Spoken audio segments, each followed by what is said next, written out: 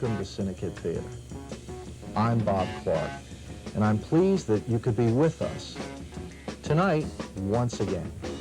Settle back and relax for 30 minutes of creative television designed and developed by the boys and girls who are a part of CINEKYD. To begin, we're going to take you to a place not found on every map. Far, far away, in a little cabin nestled in a valley, where we will meet tiny helpers, Stuart, Androcles, and Uncle Flywheel as we journey now to Uncle Flywheel's workshop.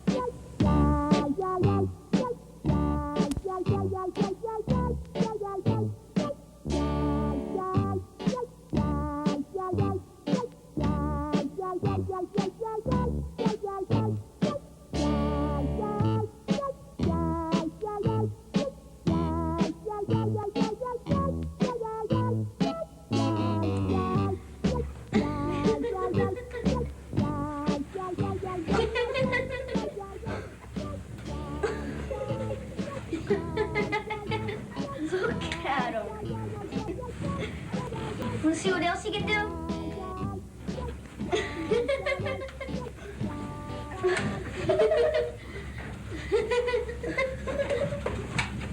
What's this?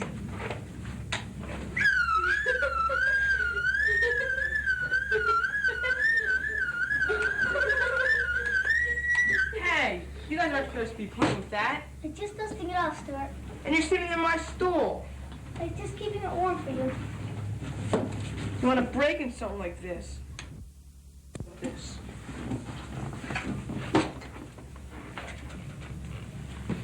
Hey, what's this? I don't know. It's been here since this morning. And so does all of this other stuff. What other stuff? This stuff right here. What's all that stuff for? I don't know, but I think we'll soon find out because here comes Uncle Flywheel. Hi, boys and girls. Hi, Stuart. Hello, tiny helpers. Uncle Flywheel. Boy, have I got a day lined up for you today. Uncle Flywheel, what's all this stuff? And what's that? You know, Stuart, I'll bet this radio is at least 40 years old. Radio? 40 years old. Radio? Uncle Flywheel, the radio you gave me for Christmas was smaller than this. Well, you see, Stuart, back when they first started making radios, many years ago, they were large, cumbersome things like this one. But as technology progressed, they got smaller and smaller. And it wasn't just the music you hear on the radio today. It was dramas like you see on TV. There's our guest. A guest? Company? Today? Mm-hmm. I've asked Miss Fenstermacher, you know, the lady that lives in the cottage down the lane. I've asked her to come and visit with us. Jimbo, would you get the door, please? Of course. Good day, Miss Fenstermacher. Won't you come in? Welcome, Miss Fenstermacher. Hi, so glad to see you again. Oh, I see you have the effects. Mm-hmm. And the radio, too. Mm-hmm. Oh, may I introduce Stuart, Braino, Enrico, and you've met Jimbo. Oh, and I almost forgot. Our newest friend, Androcles. Well, how do you do? I've got to get this thing fixed. Anyway, before she retired, Miss Fenstermacher was an actress on radio. Now, back then, radio was very different. You couldn't actually see what was going on, so they had to let you hear what was going on with sound effects. Sound effects? For example, you can make the sound of someone walking across the street with this tray full of gravel. All you do is you take these two towels and press down lightly. And it sounds like someone's walking. Or you can make the sound of somebody walking through underbrush. You just take a tub full of dried twigs and go like this. I can understand the film. You make it sound like someone down.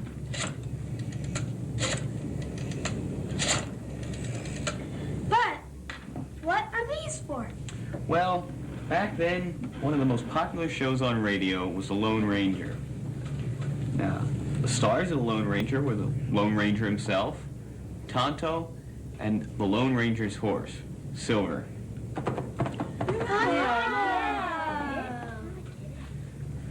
Now you could use something like this to make the sound of a chair being pulled back. Or a pitcher with water to make it sound like someone's pouring a drink. Or light switches. An old rusty lock. Or even ghost tunes.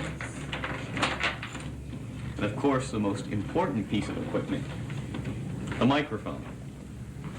I think you get the idea. And now with Miss Fenstermacher's help, we're going to do a little radio show of our own.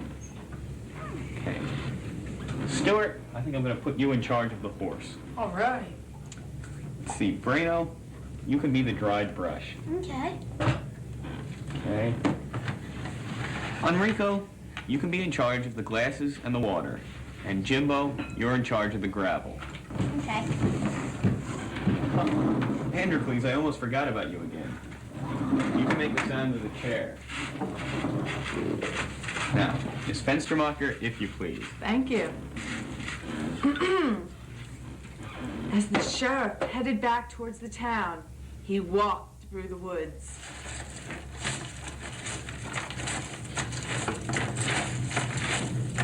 He walked towards his horse and mounted, and he galloped swiftly back towards the town.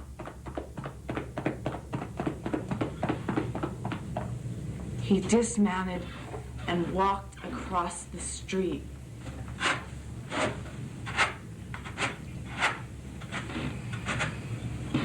He walked into the cafe and pulled out a chair.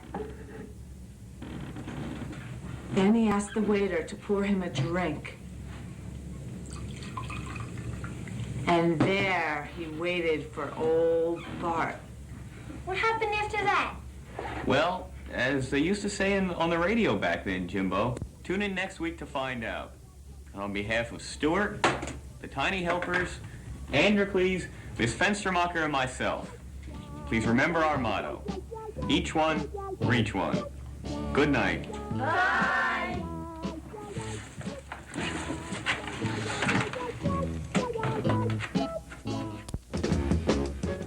We take you now from the world of Uncle Flywheel to a behind-the-scenes visit with some of the young people who are a part of CINEKYD.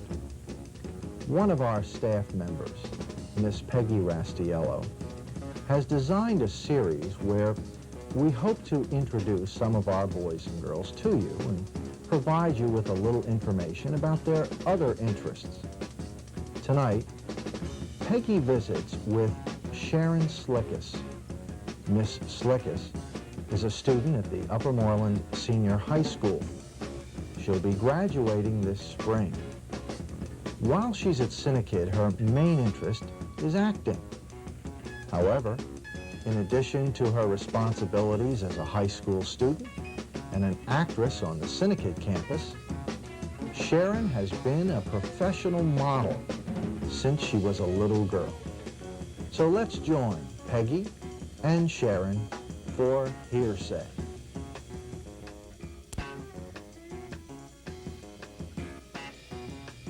Good evening, ladies and gentlemen, and welcome again to Hearsay. I'm Peggy Rastiello, and with me tonight is Sharon Slickus, a teenage model. She's 18, lives in Hatboro, and is currently enrolled in the Upper Moreland Senior High, where she's a senior.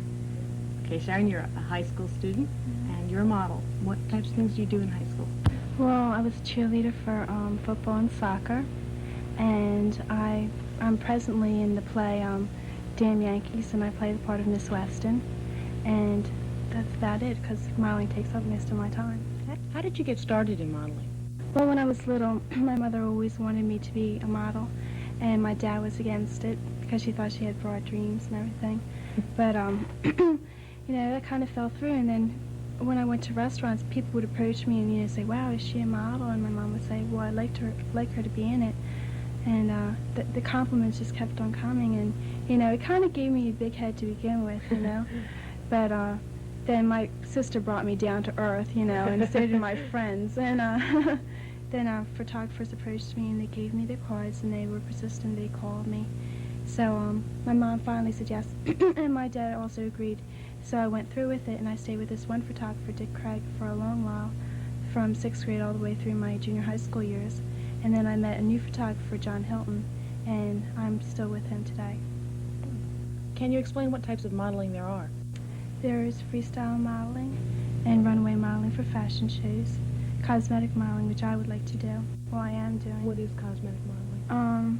For eye makeup, mascara, rouge. I see, okay. And who have you modeled for? I modeled for Zoli's in New Hope, and that was for like punk clothing, very way out clothing, and it was really fun. And boutiques in New Hope, like Victorian dresses, and Brooks department store in the Montgomery Mall. I did mannequin modeling there, and runway modeling. And when I did modeling there, my photographer would take pictures and give pictures to them so they could hang up in the store. What's mannequin modeling like? It must be fun. I modeled in the window, and it's a display window, and you just kind of stand there, and they put clothes, well, not clothes on you while you're standing in the window, thank God. No, you get changed in the back, and they choose certain clothing for you, and you stand in the window for 15 minutes at a time, and you stand perfectly still? Yeah, which is very hard to do because once the crowd recognizes that you're real, they try to make you move, and they'll make these comments and knock on the window and everything. But once they see, that you're in there, they want to ask questions about you, so they enter the store, they ask questions about you, and they start to look around the store, so that increases the store's business. And smart. Yeah. What do you do to prepare for a modeling session, to prepare mentally? Let's see. Well, I don't know. I just usually, there is no really mental preparation. When I get there, I'm usually very tense, and it takes about a half hour before I start, really getting into it. They play music to calm me down, and my photographer is very humorous, and he makes me laugh, so that's good, so it breaks the tension. And then after the half hour is done, I start to try new ideas. I look through magazines and stuff and get ideas, and I also cut out articles, and I try to imitate them. I plan to go into communications. I really like to work with people. And I was thinking, if I don't go into communications, I'd like to go into the airlines and travel. What is a modeling session like? I mean, what happens and how long does it take? When I get there, usually they pin my hair all back, and the lady has this, Amy, she has this big board, and it has all these different kind of blushes to match different kind of clothing. You're constantly putting on makeup and taking it off, and she's putting on your eye makeup and everything. And you always have to redo your makeup because the lights are very hot and you start to sweat and it looks very bad. And they usually choose the clothing. They'll go to the department store and they'll tell the manager about, what I'm doing. And they'll either make a deposit and we'll borrow the clothing for about 5 hours and either return it that night or the next day, and they receive their money. Well, they get their money back. And how long does a session generally take? Sometimes it's very short. It all depends on how much time the photographer has and how much studying I have to do for school. I know. But when we're preparing for a portfolio for an agency, we're really pressured for time, and we spend all the time we can. We put everything aside, and we usually spend up to 5 hours, and maybe work 3 times a week. How long does it take to do your makeup and get you ready before you even get the clothes on? About an hour to do the makeup and hair and everything. What types of things does the photographer do to help you get in the mood? I mean, what do they tell you? And well, usually when I'm tense, I tend to, really close my mouth tight, and my jaw gets really tense. And they would say, not the mean look, don't get mad at us. And then they try to, make me laugh. But then I laugh so much my nose spreads out, looks really fat, and they say, not that much, and then I'm so conscious, I get very paranoid. And it's hard for them to, get the right emotion in. So usually they just play music and I listen to the music. Okay. What type of music do they play? Funk. What do you mean by that? Jackson 5, I really like the babies and all that kind of music, dancing music, because usually for the fast snapshots you have to have quick music so you can turn, and then your emotions change so much to the music you wouldn't believe it, If they put on like mellow music, you have the sad look on your face and it changes with the music and it's good. Take pictures. Are you currently with the modeling agency? Not right now. As soon as I get out of high school, I'll be going back up to Wilhelmina's because I did go up there a year ago, and they said for me to go back up because they would like me to do cosmetic modeling for them, which is good because they're a very big modeling agency, and I was very surprised. Top modeling agency, aren't they? Yeah, Besides top Tom Ford? modeling agency in the United States. Very Yeah. good. Congratulations. They do Vogue magazine. Mm-hmm. And they, connection with the Brooke Shields and everything, and I was like, oh my gosh, I couldn't believe they considered me. Talk about the attitudes involved with modeling. How do you feel about being considered beautiful? And how does it affect the way that you do things, the way that you live? Modeling is fun to do, but when you tell people, well, I don't usually tell people I'm a model. Sometimes, in discussion, they'll ask you, and then, you don't want to say, no, I'm not a model. I'll tell them, and they're like, oh, wow, really? And they'll get into it. They'll ask you all the questions. And, you're so sick of repeating it because it happens frequently. And, I don't know, some people think of you as, you're put on a plateau, and they'll treat you differently. And others will think you're very vain, and why do you think you're so beautiful? Do you think you're better than everybody else? And then they'll talk behind your back. And there's a lot of resentment. Yeah, there is. And it's tough to deal with at school. But my close friends are very, considerate. They really know, who I am, and they don't think I'm, conceited or anything like that. People just have that view, maybe they would like to get into modeling. They probably could if they really wanted to try. But, Well, how do you feel your classmates treat you? Do they treat you any differently because of your looks? My classmates really don't. It's usually the under, like 11th and grades lower than me. The kids who really don't know me, they treat me differently because they just know me through, they say, there's the model. They'll point me out and, she was in Teen Magazine and all that. And, they'll come up and they'll ask me, oh, can I get into modeling? Do I have the qualifications? And I say, don't ask me, go to the agencies and find out, and then they'll consult me about their makeup, and I really don't know. It's tough. I'm always being questioned. What about the Teen Magazine? You entered a contest? Yeah, well, I didn't enter. My girlfriend entered for me. She saw this contest in the magazine, and she said, Sharon, you should enter that. I said, you're crazy. I'd never enter something like that. That's such a gimmick, So she filled, her name's Diana Mignotti, and she filled out the entry blank, and she sent in the entry blank and everything, and she got a picture of me because I gave her one of my, wallet pictures. And all of a sudden, she showed me the magazine at lunch, and I was like, oh my God, I could not believe it at all, right? And Teen Magazine wrote to me, and they said, in a few weeks you'll be appearing in the semi-finalist issue. And I was in another issue, and then it happened again, I got in the finalist. So you made the 16 finals Right. contest. Did you ever make it any further than that? No, not really. Yeah. I wish. But Next time. yeah, hopefully.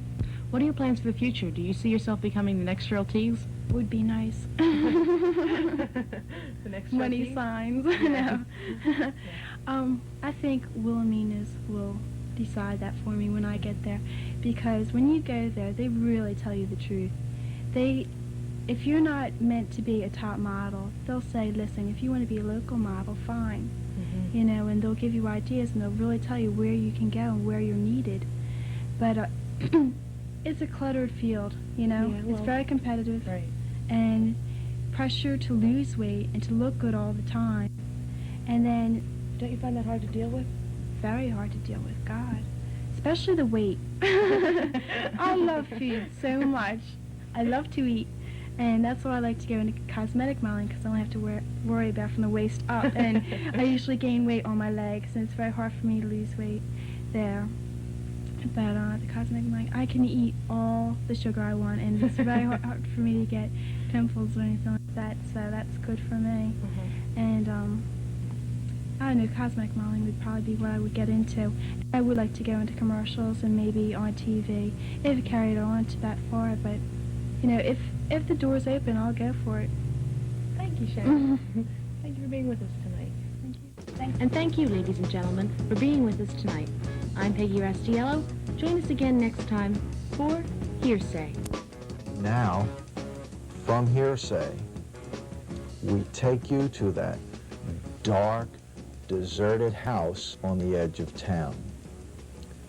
Those of you who are regular viewers of CINEKYD Theater understand the problems that have beset young Jonathan Telford and his little brother Bobby, as they have made every effort to claim their rightful inheritance.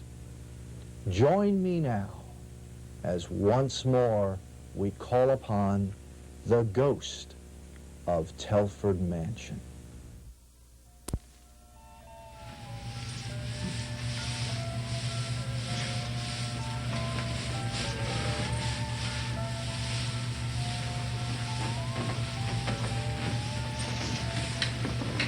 Miss Zelda Parch. Good day, and I do not shake hands. Of course. May I present Dr. Gustav Garfinkel? How do you do? May I suggest some refreshments? A cup of tea, perhaps? Oh, yes, that'd be fine. Absolutely not. 1 cup of tea. Miss Parch, I'm a doctor of parapsychology, and I've heard from a very reliable source that your house here is filled with psychic forces. And I was wondering, Miss Parch, could we come and investigate these psychic forces? Absolutely not. Aw, please, Miss Parch. We'd be very interested in these psychic forces, and we wouldn't disturb anything. Winston, please show our guest to the door. Not too successful, eh, Doc? No. There may be another way. Another way? Come back tomorrow at midnight, and I'll see you then.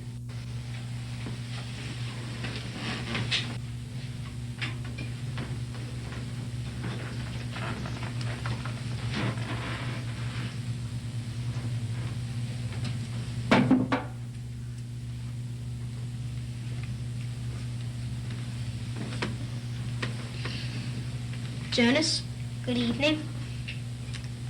Jonas, what's with this carpet business? What do you mean? Well, it seems to me you're always fixing the dumb carpet. Miss Parch is very particular. She likes them secure.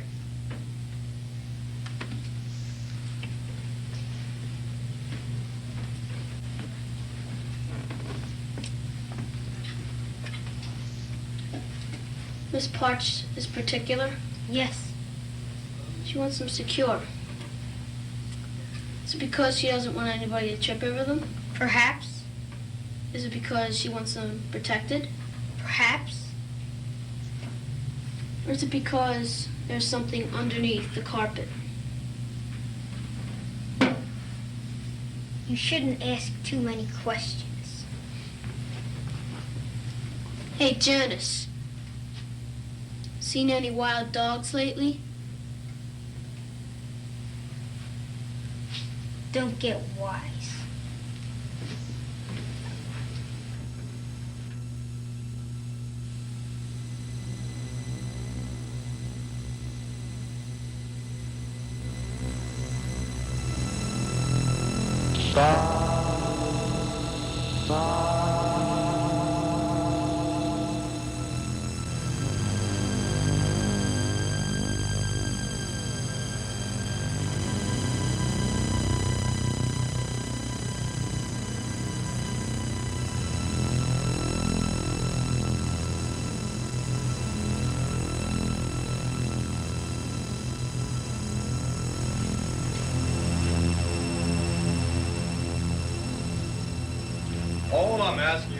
do is think it over. I've thought it over. Come on, Bobby, what are you gonna do, sleep all day? John, if you're not satisfied with the house, there's absolutely nothing wrong with selling it.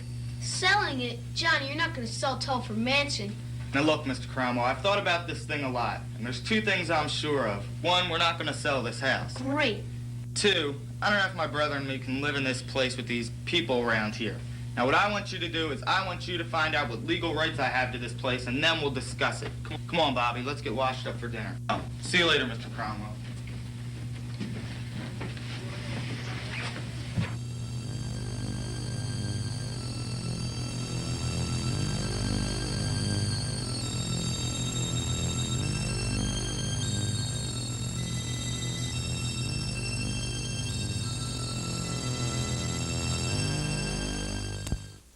You know, so many things are scheduled at CINEKYD, it's sometimes difficult to keep up with them. Let's take a look at the bulletin board and see what's happening. This Saturday night at 7:30 p.m., CINEKYD's Family Movie Night presents an original feature-length film produced entirely by the students of CINEKYD. It's Whiplash, starring Joe Klussman, Michael May, Brian Baker, and Jill Degenhardt. Originally premiered at CINEKYD in November, Whiplash is a colorful, action-filled Western filmed during the summer of 1980. Tickets are $1.25 in advance, $1.50 at the door.